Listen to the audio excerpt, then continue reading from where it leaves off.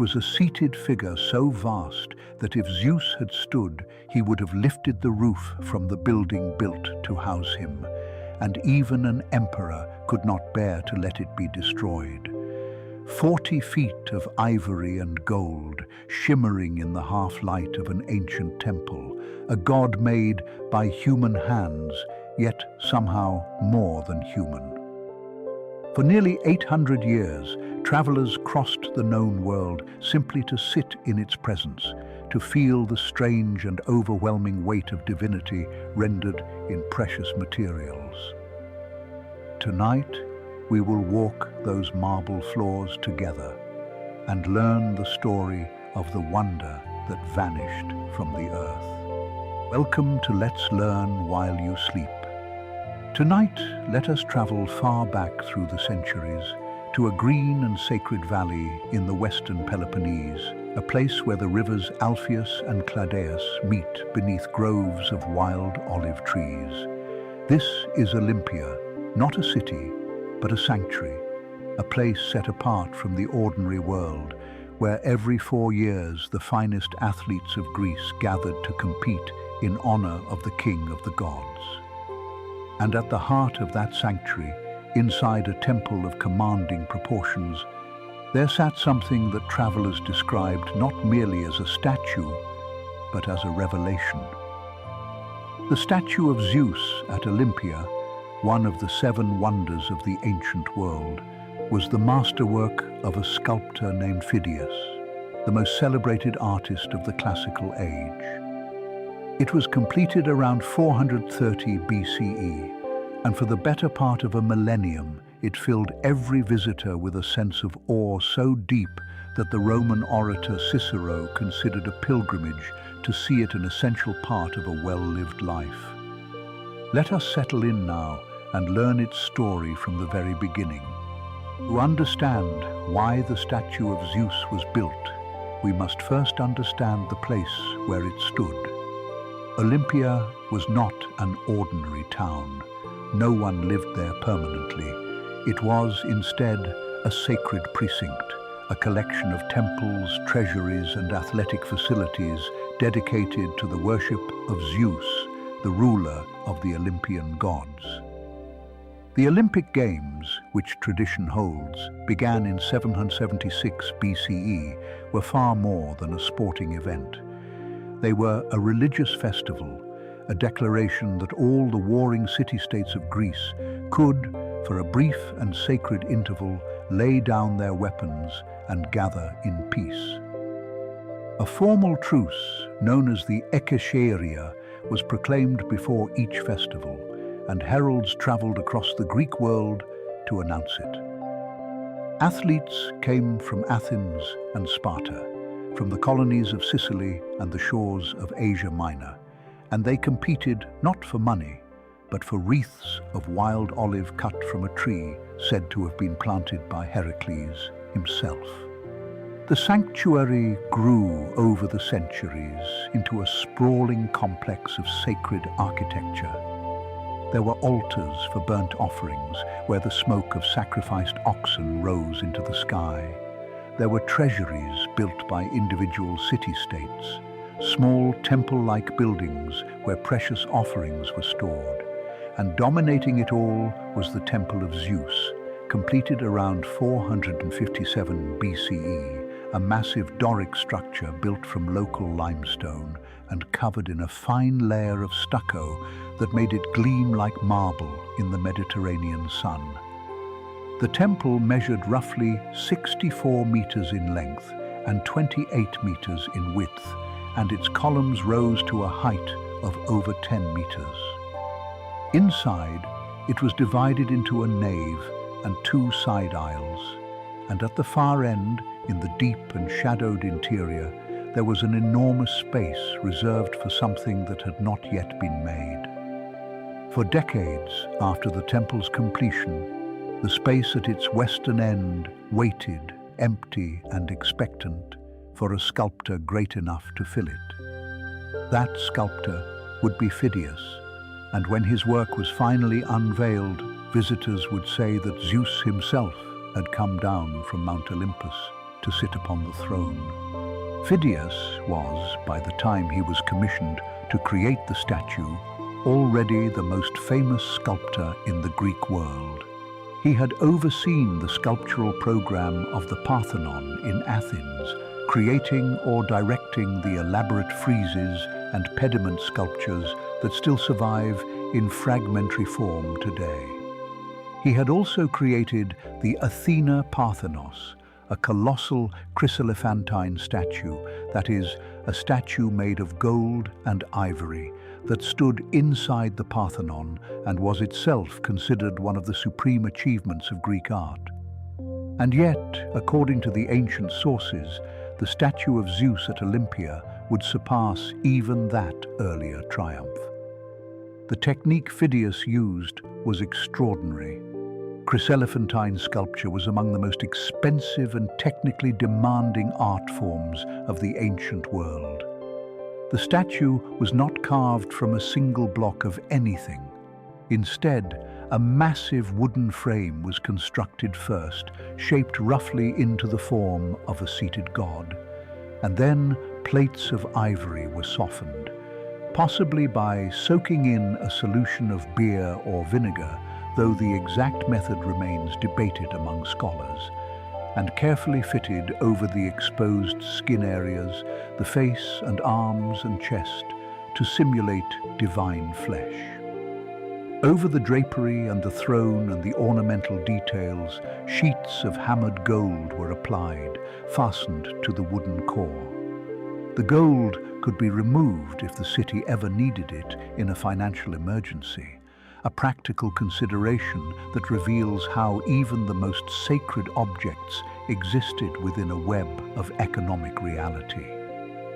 Phidias established his workshop very close to the temple itself, and archaeologists discovered this workshop in the 20th century, finding within it tools, molds for the golden drapery, and fragments of ivory.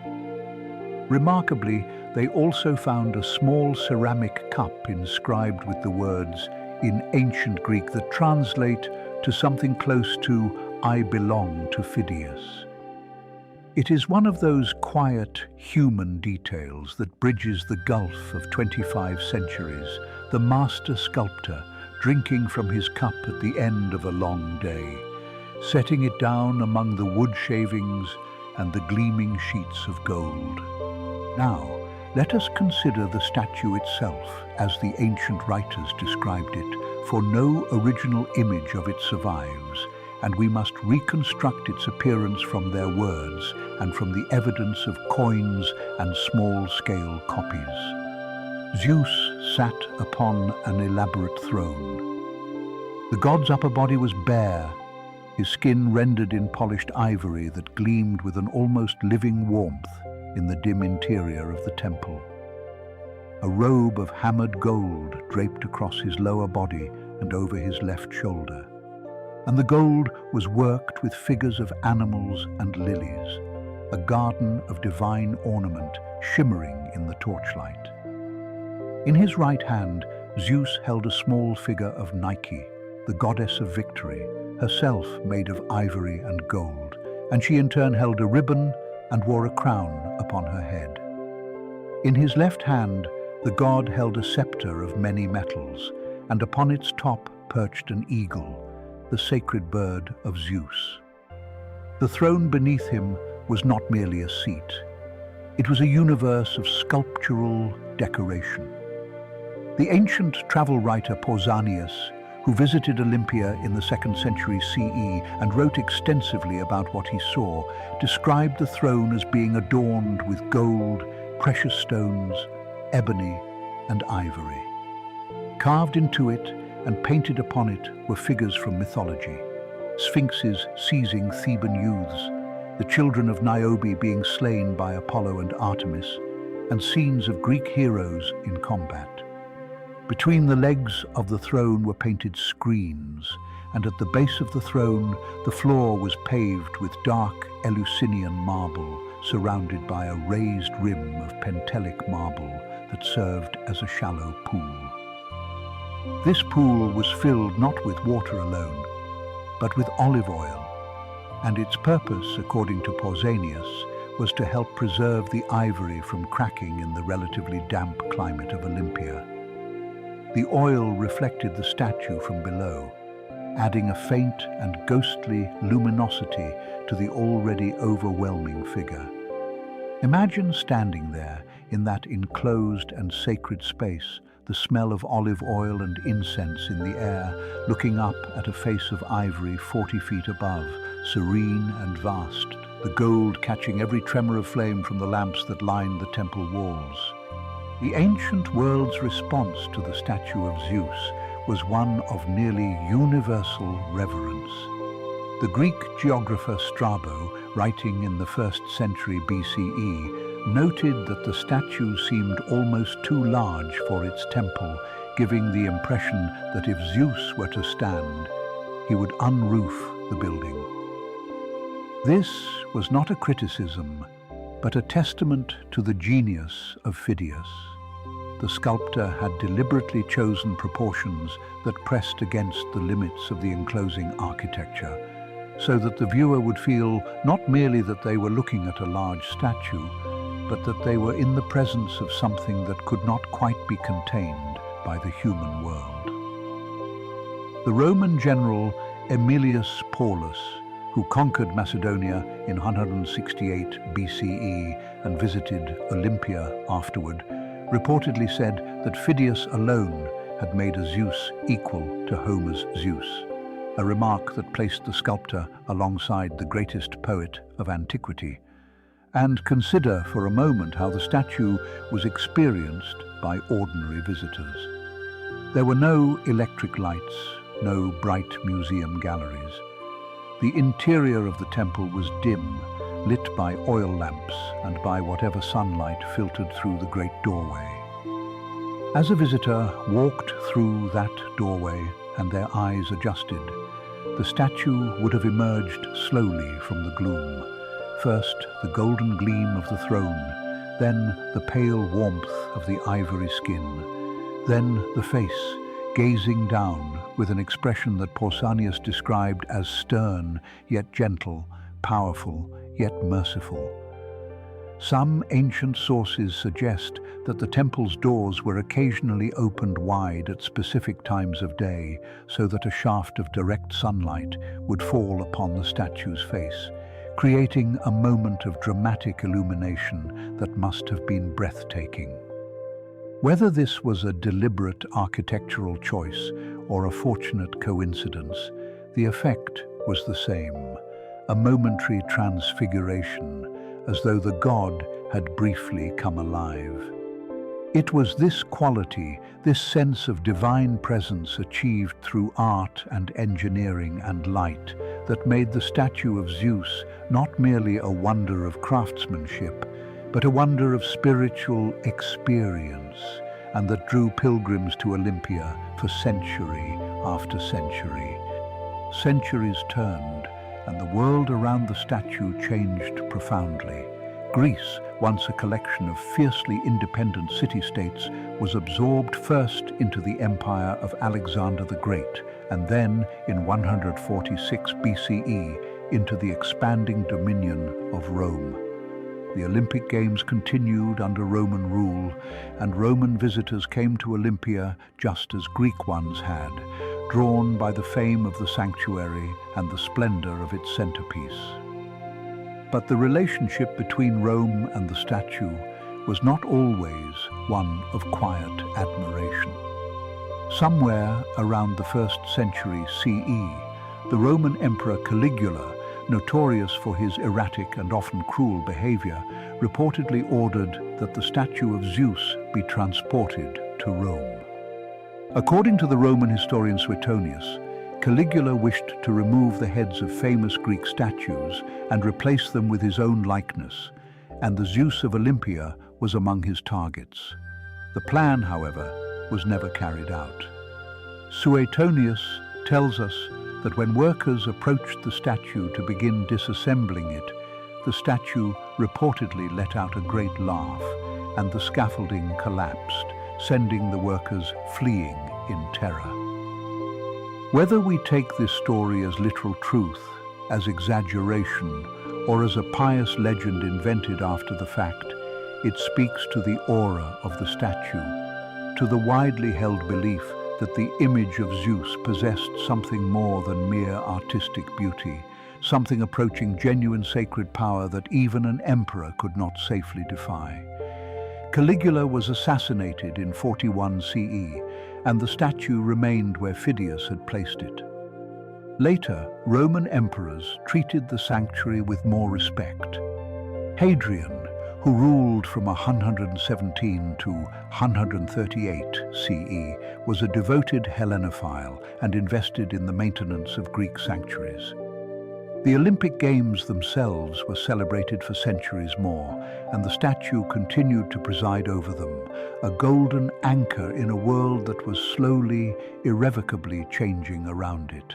And yet, even the most enduring things must eventually face the forces that undo them, and for the statue of Zeus, those forces were already gathering on the horizon like a distant and approaching storm. The slow decline of the statue of Zeus was intertwined with the transformation of the Roman Empire itself.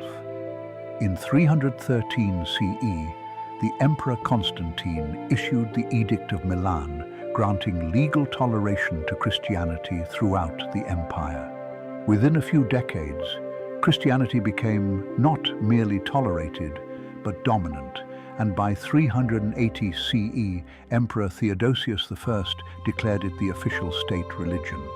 For the pagan sanctuaries of the ancient world, this was a turning point from which there would be no return. In 393 CE, Theodosius issued a decree banning the Olympic Games as part of a broader campaign to suppress pagan festivals and rituals.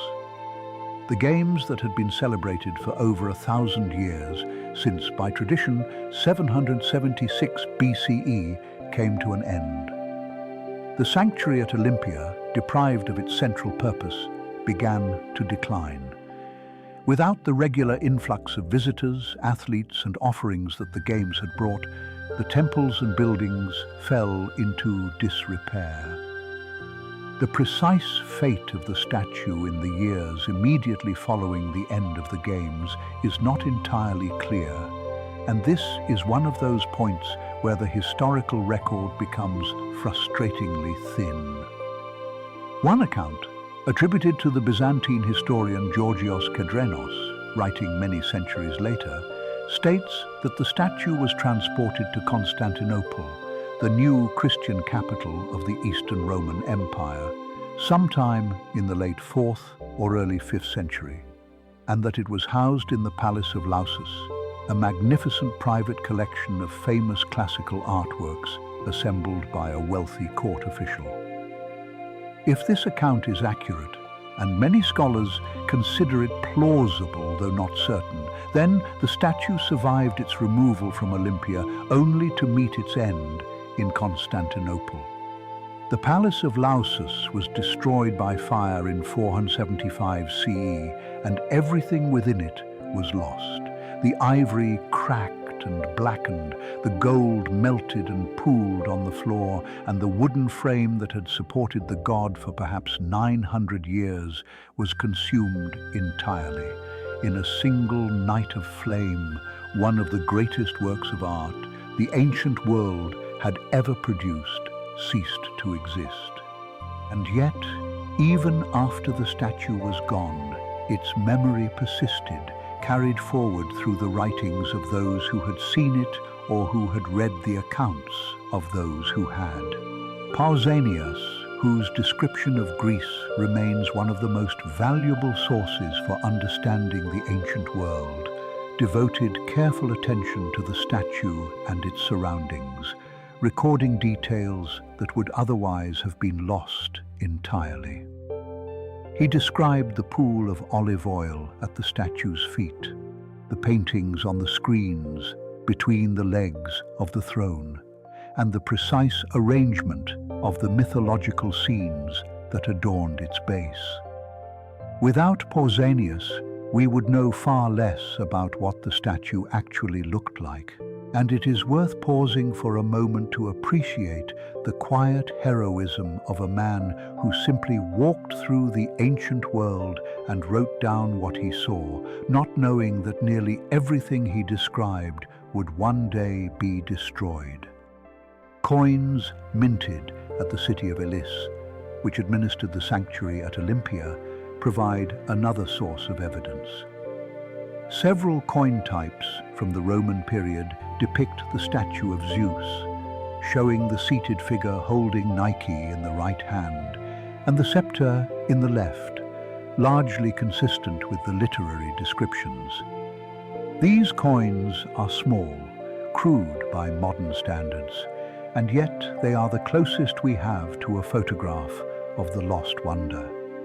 Scholars and artists over the centuries have attempted reconstructions based on these combined sources, and while no reconstruction can claim to be perfectly accurate, they give us a sense of the overwhelming scale and decorative richness that Phidias achieved. Consider for a moment the strangeness of this, that one of the most magnificent objects ever created by human hands is known to us only through words, through the impressions of travelers long dead, and through the tiny images on coins that could fit in the palm of your hand. The wonder survives not in gold or ivory, but in language, in the persistent human impulse to describe beauty so that it might outlive the beautiful thing itself. Let us return now to the workshop of Phidias, for the archaeological discoveries made there in the modern era tell a story almost as moving as the statue itself. In the late 19th and early 20th centuries, German archaeologists conducted extensive excavations at Olympia, uncovering the ruins of the Temple of Zeus and the surrounding sanctuary. But it was the excavation of Phidias's workshop, located just to the west of the temple, that provided some of the most intimate and revealing finds. The workshop was roughly the same dimensions as the interior cellar of the temple, suggesting that Phidias had built the statue at full scale inside the workshop before it was moved, piece by piece, into the temple itself. Or perhaps that he needed a space of equivalent proportions in which to test the arrangement of the components. Inside the workshop, archaeologists found terracotta molds used to shape the golden drapery, fragments of ivory, glass ornaments that may have been inlaid into the throne, and various tools associated with metalworking and sculpture. And there was the cup, that small and simple drinking cup, inscribed on its base with the possessive statement linking it to Phidias. It now resides in the Archaeological Museum of Olympia, and it is, in a sense, more personal than the statue ever was. An object that the great sculptor's hands actually touched, that his lips actually drank from. A tangible connection to a man who lived and worked nearly 2,500 years ago.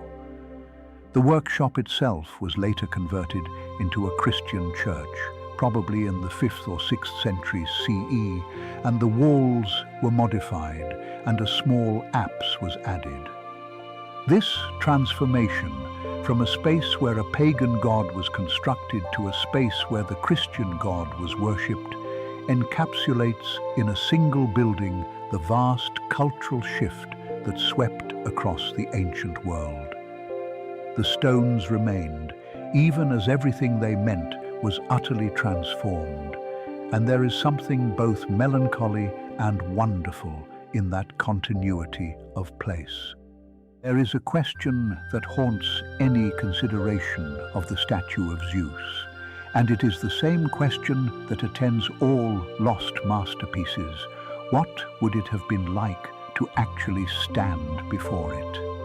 We can assemble the facts, the measurements, the descriptions.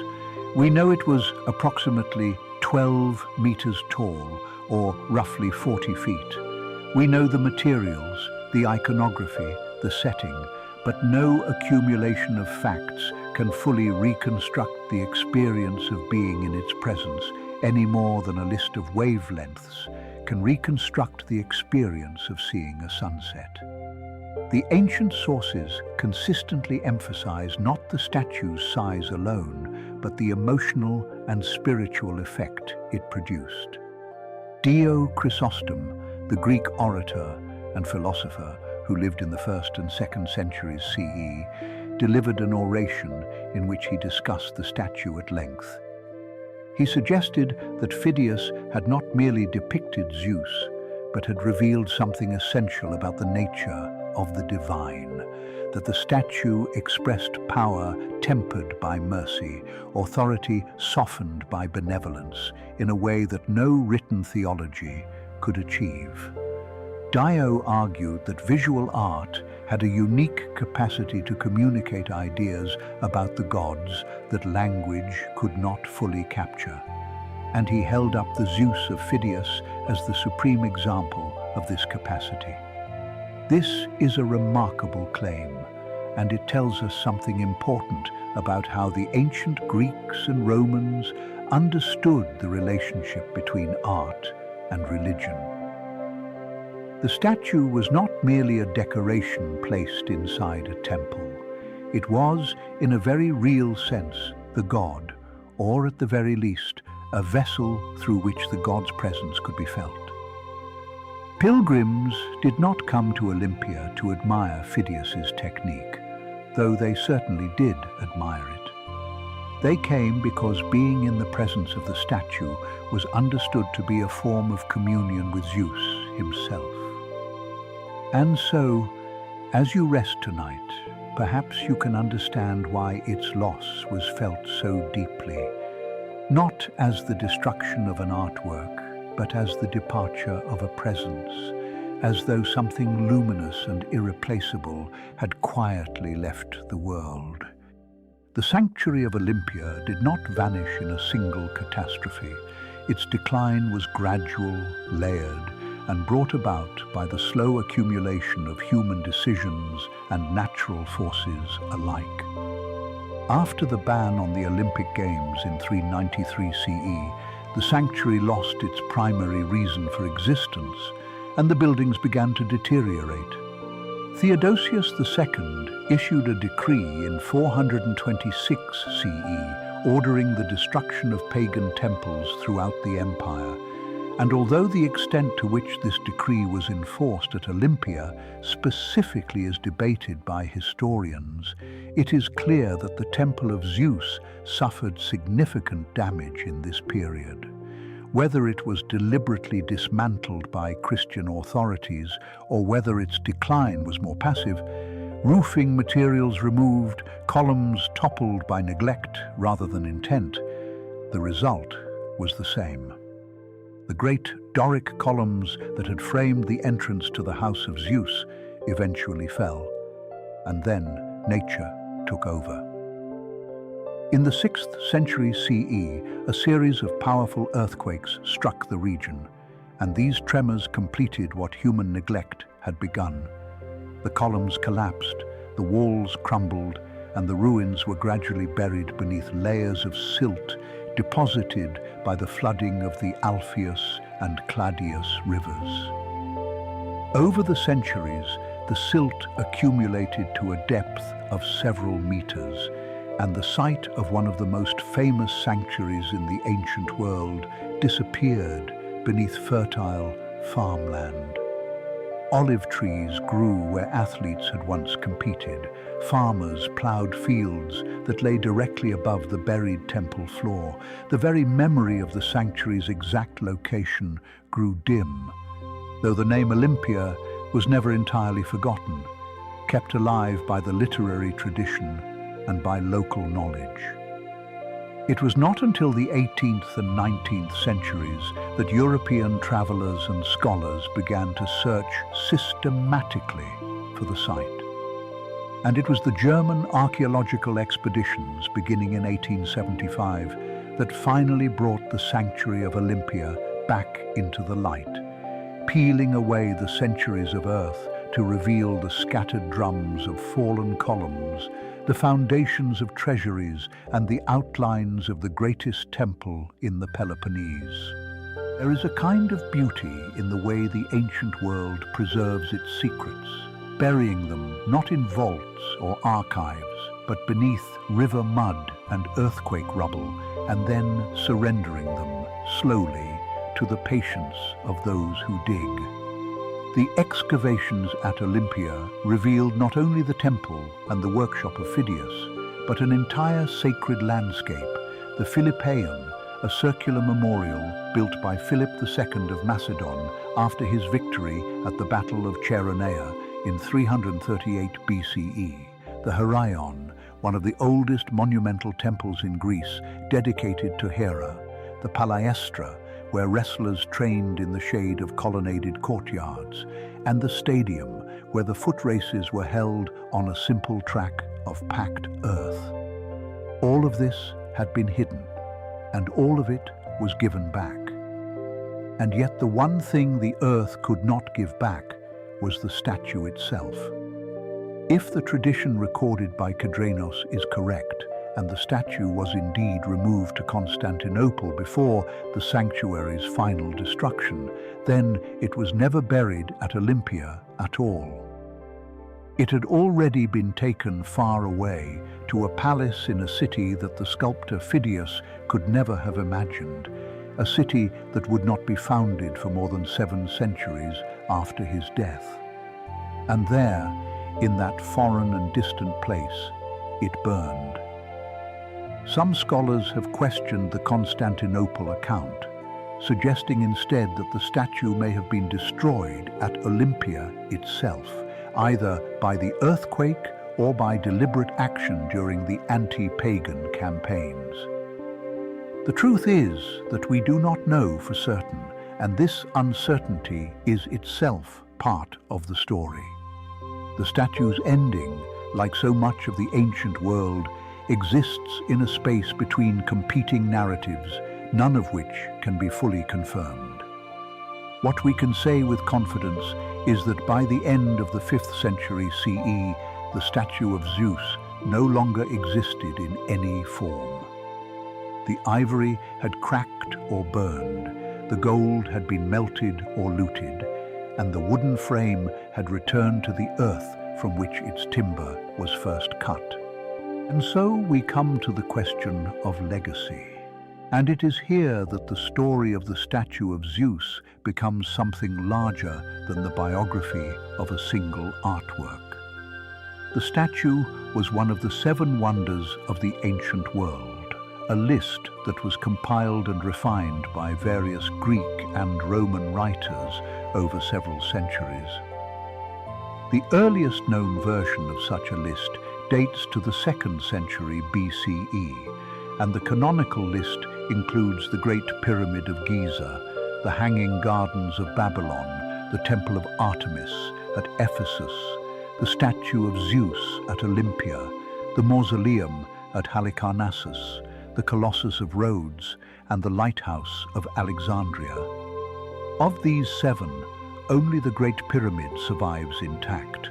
The others have been destroyed by earthquake, fire, neglect, or deliberate demolition, and they exist now only in the historical record and in whatever archaeological traces remain. The concept of the 7 wonders tells us something profound about how ancient people understood the relationship between human achievement and the passage of time. These were not merely impressive buildings or statues. They were testaments to what human beings could accomplish at the very limits of their technical and artistic ability. To compile a list of such wonders was to assert that certain creations were worthy of being remembered even after they were gone, that their significance transcended their physical existence. And this is precisely what happened.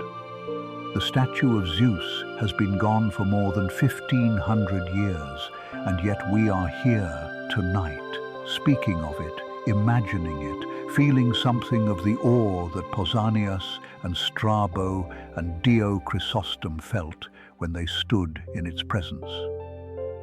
The gold is gone, and the ivory is gone. But the idea of the statue, the knowledge that a human being once created something so beautiful that it was counted among the 7 greatest achievements of the ancient world, that idea endures. It endures because human beings are storytelling creatures, and we do not easily let go of the things that move us. Let us close our exploration with one final thought, something to carry with you as you drift toward sleep. The statue of Zeus was, in the end, a paradox. It was made of the most precious and enduring materials the ancient world knew: gold, which does not tarnish, and ivory, which can last for millennia under the right conditions.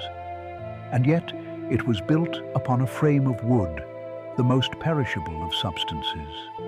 The glory was on the surface, but the structure beneath it was fragile, mortal, subject to rot and flame. In this way, the statue was not unlike the civilization that produced it. The golden age of Athens, the conquests of Alexander, the grandeur of Rome, all of them gleamed brilliantly in their time. And all of them were built upon foundations that could not last forever. The temples fell, the empires dissolved, the games were banned, and the statue burned. And yet something remains. The olive trees still grow at Olympia.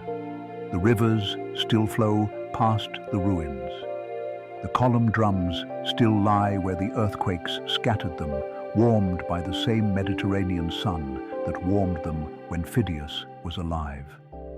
Somewhere in the Archaeological Museum of Olympia, that small ceramic cup sits in a glass case, and if you were to stand before it, you would be separated from the hand that last held it by nothing more than time, vast, incomprehensible time, and yet somehow bridgeable, because the cup is real, and the hand that held it was real, and the God that hand created was, in its way, the most real thing of all. Perhaps that is the deepest lesson of the statue of Zeus, that the things we create with the greatest care and the deepest devotion do not truly die when their materials fail. They live on in the impression they leave upon the human imagination, an impression as durable as gold and as luminous as ivory, catching firelight in a darkened temple. And now, as your eyes grow heavy and the world outside your window grows quiet, let this final image settle softly into your mind. Imagine the valley of Olympia on a warm evening, long after the temple has fallen and the rivers have done their slow work of burial.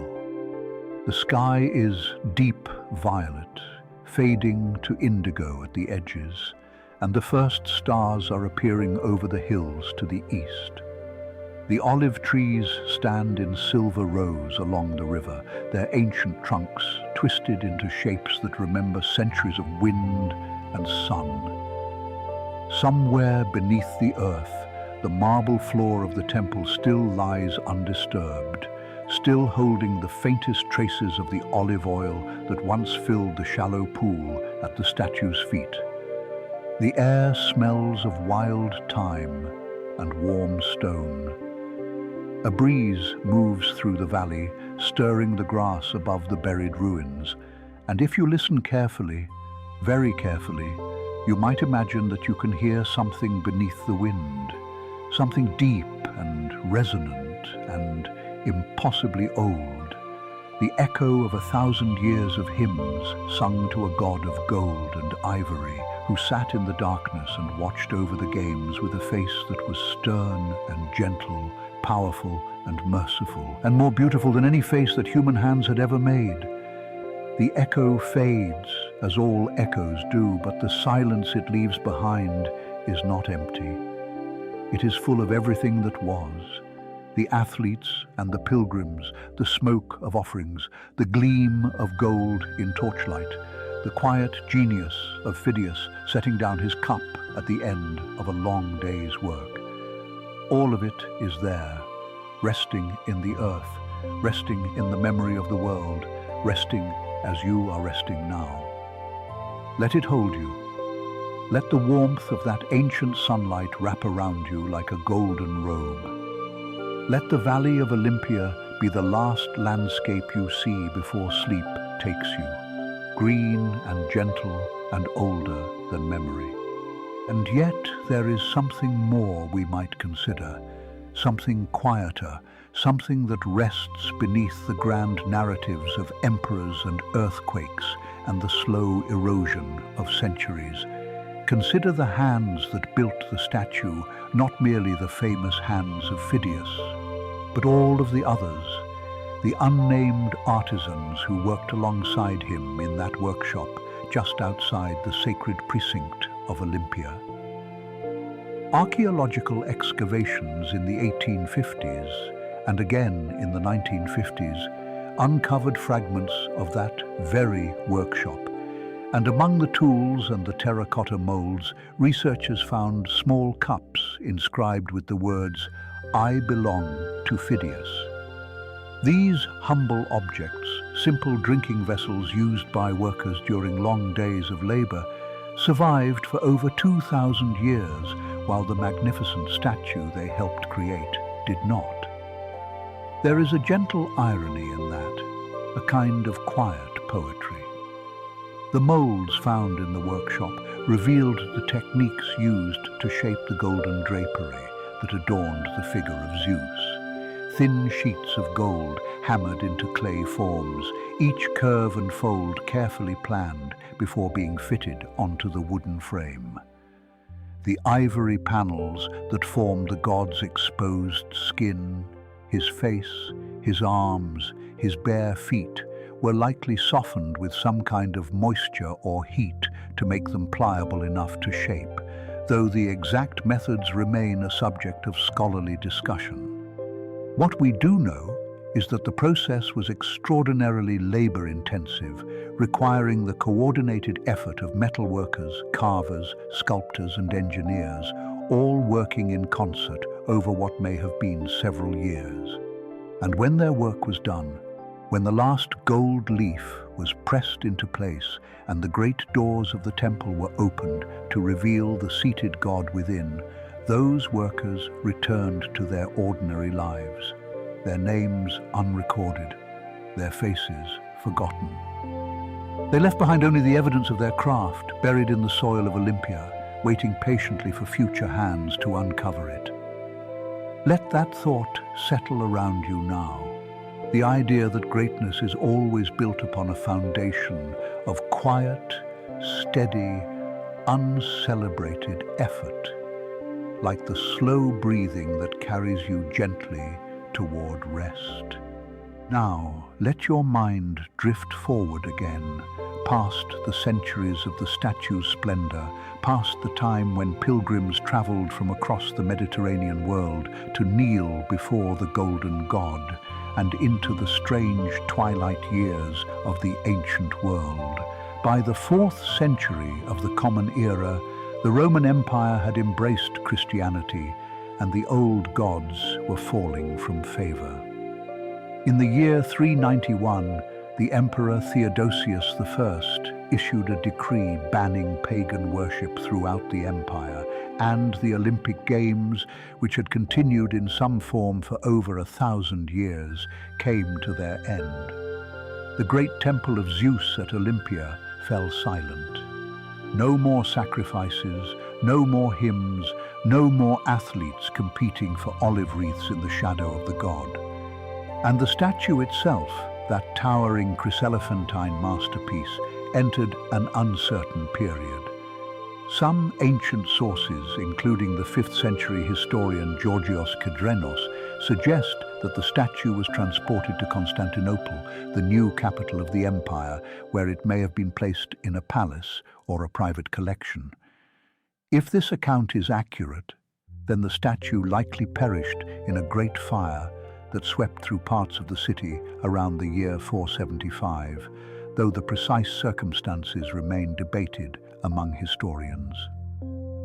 Other scholars have proposed that the statue never left Olympia at all, that it was destroyed where it stood, perhaps by fire, perhaps by earthquake, perhaps simply by the slow decay of neglect. The truth is that we do not know with certainty how the statue of Zeus met its end, and perhaps that is fitting, for all things created by human hands eventually return to silence and to dust. What we can say is that by the 6th century, the temple itself lay in ruins, toppled by earthquakes and buried beneath layers of river sediment. The Alpheos River, which flows near Olympia, gradually covered the site in thick deposits of silt, hiding the ruins from view for over 1,000 years, as though the earth itself were drawing a soft blanket over the memory of what had been. There is a particular kind of beauty in the way the earth reclaims what we build, slowly, patiently, without malice, the way a river carries sediment grain by grain until entire cities vanish beneath its gentle deposits. And so it was with Olympia. For centuries, the site slept beneath the soil, and with it slept the memory of the great games and the great statue. But memory, like a seed, can endure long periods of dormancy. In the 18th century, European scholars and travelers began to take an interest in the ancient site. The English antiquarian Richard Chandler visited Olympia in 1766, identifying the location of the ancient sanctuary.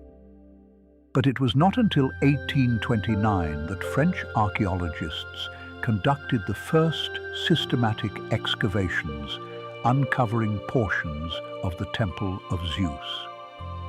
Then, beginning in 1875, German archaeologists launched a much larger and more methodical excavation that would continue for years, gradually revealing the full layout of the ancient site, the temple foundations, the athletic facilities, the treasuries built by various Greek city-states. Among the most remarkable finds were fragments of the sculptural decoration from the temple's pediments, the triangular spaces above the front and rear porches, which depicted scenes from Greek mythology rendered in marble with extraordinary skill. These sculptures, now housed in the Archaeological Museum of Olympia, give us a sense of the artistic environment in which Phidias worked, though the great statue itself left behind almost nothing tangible, only the footprint of its base, the remnants of the workshop, and the descriptions passed down through ancient texts. And perhaps that absence is part of what makes the statue of Zeus so compelling even now. It exists entirely in the realm of imagination, a space where things can be larger and more luminous than anything the physical world allows. As you lie still and feel the soft weight of sleep approaching, consider how easily the mind can conjure what the eye will never see. How effortlessly you can picture gold and ivory shimmering in torchlight, the face of a god gazing down with calm, eternal composure. And so let us linger for one last moment in that gentle space between waking and dreaming, where the boundaries of time grow soft and permeable. Imagine, if you will, that you could stand in the doorway of the Temple of Zeus on a warm summer evening in the 5th century before the Common Era. The air carries the faint scent of olive oil and incense. The marble floor beneath your feet still holds the warmth of the afternoon sun. Before you, in the dim interior of the temple, the statue rises. Roughly 12 meters tall, according to the ancient geographer Strabo, it nearly touches the ceiling, and the ancient writer Strabo himself remarked that if the god were to stand, he would unroof the temple. The gold of his robe catches the flicker of oil lamps, sending warm reflections dancing across the walls and the great Corinthian columns that line the inner chamber. The ivory of his skin glows with a soft luminescence, as though lit from within. In one hand, he holds a small figure of Nike, the goddess of victory, and in the other, a scepter crowned with an eagle, the sacred bird of Zeus. His expression, if the ancient accounts can be trusted, is one of serene authority, not fearsome, not wrathful, but calm, the calm of something that has no need to prove its power. The philosopher Epictetus, writing centuries later, reportedly said that it was a misfortune to die without having seen the statue. And perhaps we can understand why. It was not merely a sculpture. It was an experience, a confrontation with the limits of human craft pushed to their absolute furthest edge. And now that image can rest within you, softly like a lantern placed beside a sleeping traveler. The gold dims, the ivory cools, the temple dissolves into warm darkness, and all that remains is the quiet rhythm of your breathing, steady and slow, carrying you gently as a river carries a leaf into the peaceful depths of sleep, where even the gods grow quiet and all the wonders of the world rest still. Let us now turn our thoughts gently and without hurry toward the long afterlife of Zeus in the minds of those who never saw him. For when the statue was lost, whether consumed by fire in Constantinople around the 5th century, or perhaps dismantled even earlier by decree, its disappearance did not erase it from human memory. Instead, something remarkable happened, something that speaks to the quiet persistence of wonder. The statue lived on in words, in the careful descriptions of travelers and historians who had stood before it and felt compelled to record what they had seen. Pausanias, the Greek geographer of the 2nd century, left behind one of the most detailed accounts, describing the throne with its painted figures, its inlaid precious stones, its carved scenes of myth and victory. He wrote of ivory and gold, of ebony and glass, of Nike held delicately in the god's right hand, a winged figure no taller than a person, resting in the palm of a being who seemed to contain all the sky within his gaze. And through those words, across nearly 2,000 years, the statue continued to exist in a space beyond the physical, a space made entirely of imagination and longing. Artists in the Renaissance, centuries after the last Roman had laid eyes upon the original, attempted to reconstruct it based on these ancient texts, sketching what they believed the throne might have looked like, how the light might have fallen across the golden robe, how the god's expression might have held both severity and tenderness in perfect balance. And even now, in the quiet halls of museums, you can find small reproductions, coins from Elis that bear the image of the seated Zeus, their surfaces worn smooth by centuries of handling, the fine details nearly dissolved by time, yet still carrying the faintest impression of grandeur. These tiny metal discs, no larger than a thumbnail, are among the closest physical links we have to Phidias's original vision. They remind us that memory is not only stored in neurons and synapses, but also in the objects we carry, the stories we retell, the descriptions we preserve against the slow erosion of forgetting. Consider for a moment how deeply the idea of a colossal seated god permeated the ancient world, rippling outward from Olympia like a stone dropped into still water. When the Romans built their great temple to Jupiter on the Capitoline Hill, The central cult statue depicted the god in a pose unmistakably reminiscent of the Zeus at Olympia, seated upon a throne, holding symbols of divine authority. Roman generals who were granted a triumph would ride through the streets with their faces painted red, embodying Jupiter himself. And at the end of the procession, they would climb the Capitoline to lay offerings before this seated figure. The Roman world was, in many ways, shaped by what the Greeks had dreamed first. And there were those in Rome who wanted more than imitation. The Emperor Caligula, who ruled from approximately 37 to 41 of the Common Era, reportedly ordered that the head of the statue of Zeus be removed and replaced with a likeness of his own.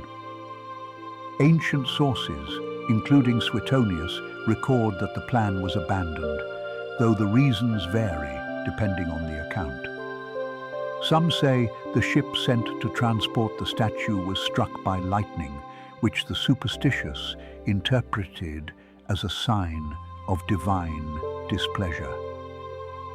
Others suggest that the logistics of moving such an enormous chryselephantine figure across the Mediterranean proved simply impractical. Whatever the truth, the story reveals something essential about the statue's power, that even the most powerful man in the known world believed possessing it would elevate his authority, as if the divinity resided not in the worship, but in the object itself. This impulse, the desire to own or relocate sacred things, is a thread that runs through all of human civilization. We have always believed that certain places and certain objects carry a charge that transcends their material composition, that a statue made of ivory and gold could somehow hold within it something that was neither ivory nor gold, something closer to the numinous, to the sacred boundary where human craft touches the edge of the divine. And in that belief, whether you call it superstition or reverence, there lies a truth about the way we make meaning from the physical world around us. And now, as we rest here in the quiet, let us think about the hands that built the god. Phidias, the sculptor, is a name that has echoed through millennia, yet the details of his life are surprisingly sparse. We know he was Athenian, likely born around 480 before the Common Era, and that he was entrusted by Pericles with overseeing the sculptural program of the Parthenon, including the great chryselephantine statue of Athena Parthenos that stood within it. He was, by all ancient accounts, the greatest sculptor of the classical Greek world, a figure whose skill was considered not merely exceptional, but almost divinely inspired. And yet, his life ended in controversy.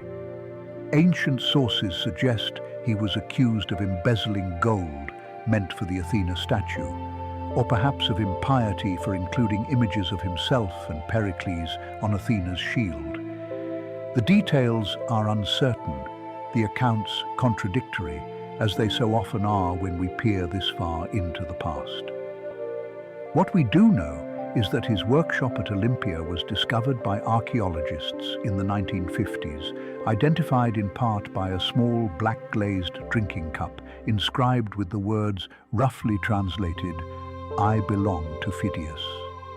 Imagine that cup resting in the earth for over 2,000 years, the simple drinking vessel of a man whose hands shaped one of the 7 wonders of the ancient world. In the same workshop, excavators found molds for shaping glass, fragments of ivory, and tools for working gold leaf. The quiet, physical evidence of the creative process behind something that once inspired awe in every visitor who crossed the threshold of the temple.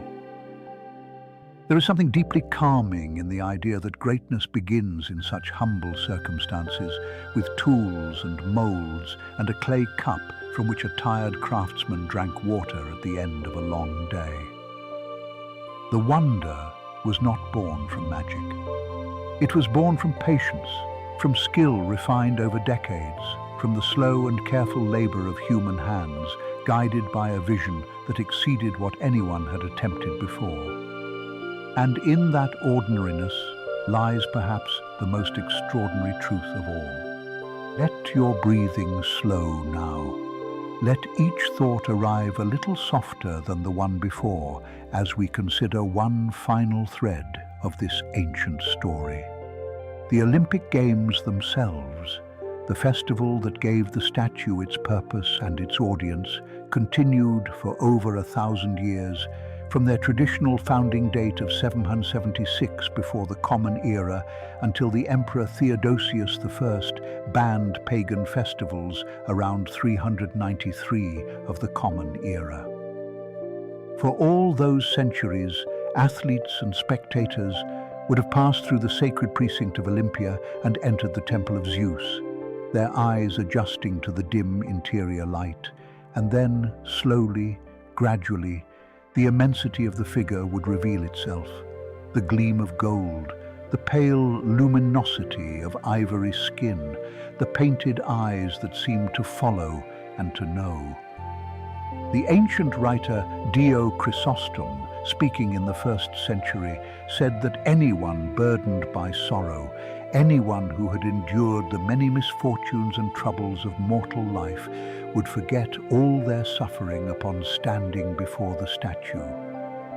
That is a remarkable claim, and it speaks not to magic, but to the profound capacity of art to alter our inner state, to quiet the anxious mind, to remind us that human beings are capable of creating things so beautiful that they momentarily dissolve the weight of ordinary pain.